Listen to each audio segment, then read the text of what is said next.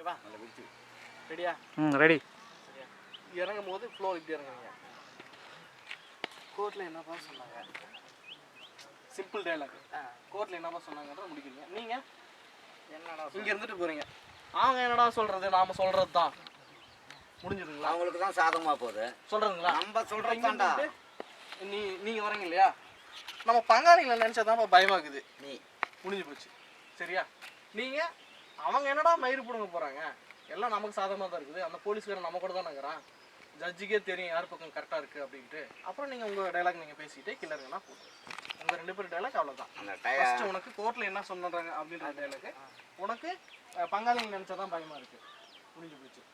நீ வந்து சொல்கிறத எங்கேருந்து எப்போ வந்து வேணாலும் தாக்குவாங்க, அவங்க எங்கே வேணாலும் எப்போ வந்து வேணாலும் வருவாங்கப்பா, நமக்கு சாதகமாக தீர்ப்பு வந்துச்சு இல்லையா அப்படின்றதுனால அதை ஒரு டைலாக் மட்டும் நீ டெலிவரி பண்ணுங்க.